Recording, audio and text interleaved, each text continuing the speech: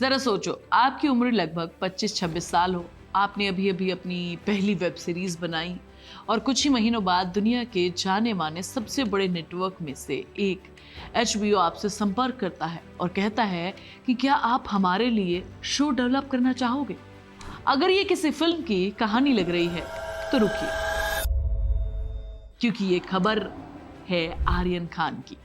उनकी debut series के बाद HBO की अमेरिकी टीम ने उन्हें अप्रोच किया है और अगर ये खबर सच निकलती है तो ये सिर्फ एक स्टार किड की सफलता नहीं होगी, ये भारतीय क्रिएटर्स के ग्लोबल एंटरटेनमेंट का इकोसिस्टम में एंट्री होने का एक संकेत है।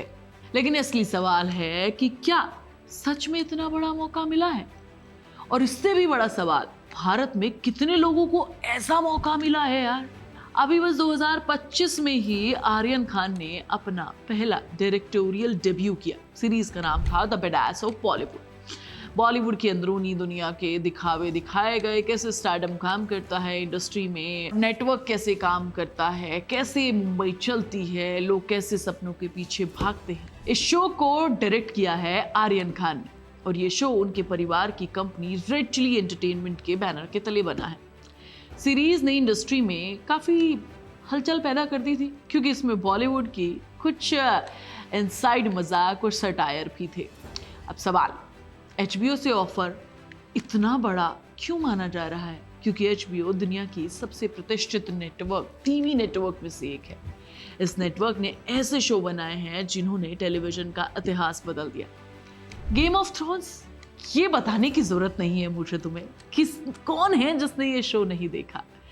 ये शो इन्होंने ही बनाया है। इस नेटवर्क की लाइन है, it's not TV, it's HBO। मतलब कि अगर आपका शो HBO पर है तो आप टेलीविजन के सबसे ऊंचे स्तर पर काम कर रहे हैं। यहाँ सबसे एक इंटरेस्टिंग बात आती है, हॉलीवुड में भी हर नए डायरेक्टर को HBO का शो नहीं मिलता।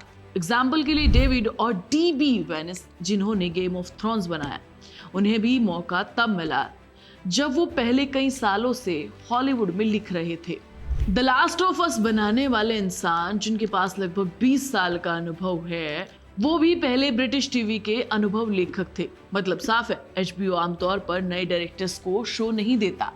इसीलिए अगर किसी नए निर्देशक को सीधे HBO से कॉल आता है तो इंडस्ट्री में अपने आप में ये एक असामान्य घटना मानी जाएगी।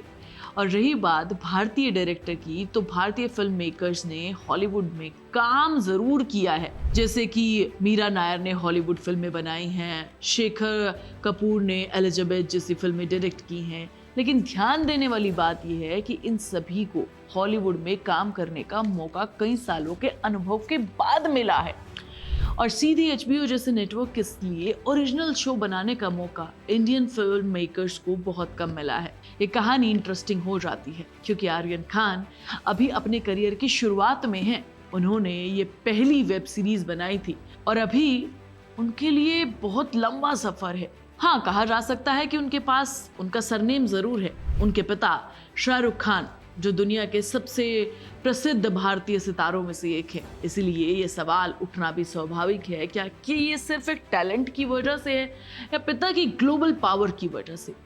यहाँ एक सच समझना जरूरी है, हॉलीवुड में सिर्फ टैलेंट नहीं चलता, नेटवर्क, रिलेशनशिप और इंडस्ट्री सक्सेस भी उतना ही इंपॉर्टेंट है। अगर किसी क्रिएटर के पास बड़े प्रोड्यूसर, बड़े स्टार या बड़े स्टूडियोज का सपोर्ट है तो उनके लिए ग्लोबल प्लेटफॉर्म तक पहुंचना आसान हो जाता है। लेकिन एक दूसरा पहलू भी है, अगर HBO सच में आर्यन खान के साथ काम करना चाहता है तो इसका मतलब साफ है कि उनकी पहली सीरीज में कुछ तो ऐसा जरूर है जिसने ग्लोबल स्टूडियोज का ध्यान अपनी तरफ खींचा है। क्योंकि हॉलीवुड की सबसे बड़ी कंपनी सिर्फ नाम देखकर करोड़ों डॉलर का रिस्क नहीं लेती है। तो कहानी में 3 संभावनाएं हो सकती हैं। पहली, ये एक नई पीढ़ी के भारतीय क्रिएटर की ग्लोबल एंट्री है। दूसरी, स्टार पावर या नेटवर्क का असर है। और तीसरा, ये दोनों का मिश्रण है। जो भी हो, लेकिन एक बात तय है, अगर ये प्रोजेक्ट सच में बनता है तो आर्यन खान अपने पिता शाहरुख खान के बाद एक भारतीय चेहरा बन सकते हैं जो दुनिया के सबसे बड़े एंटरटेनमेंट प्लेटफॉर्म पर दिखाई देगा। अब सवाल आपसे है कि भारतीय टैलेंट का ग्लोबल मूवमेंट है ये नेपोटिज्म का इंटरनेशनल वर्जन? कमेंट में जरूर बताना, मैं तुम्हें नेक्स्ट वीडियो में मिलूंगी। तब तक तुम चैनल को सब्सक्राइब कर लो, वीडियो को लाइक और शेयर कर लो, प्लीज बेल आइकन दबाना मत भूलना।